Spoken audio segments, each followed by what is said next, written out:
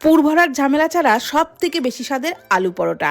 এভাবে বানালে পরোটা যেমন নরম তুলতুলে হবে তেমন খেতেও দারুণ লাগবে।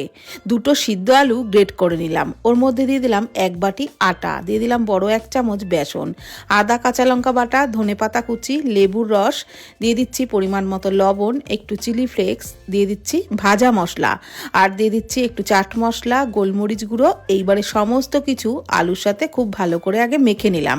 তারপর অল্প জল দিয়ে ডোটাকে আটা ময়দা মাখার মতনই ভালো করে মেখে নিলাম।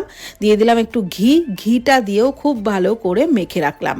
10 মিনিটের জন্য ঢেকে রেখেছিলাম। তারপর ওর থেকে লেচি কেটে একটু শুকনো আটা দিয়ে প্রথমে গোল পরোটা বেলে, তারপর 3টে ভাঁজ দিয়ে তিকোন মাপের পরোটা বেলে নিলাম। আমি তিকোন মাপের পরোটা বেললাম, আপনারা গোল পরোটাও বেলে নিতে পারেন। এই পরোটা যেভাবেই বেলুন না কেন খুবই কিন্তু নরম তুলতুলে হয়।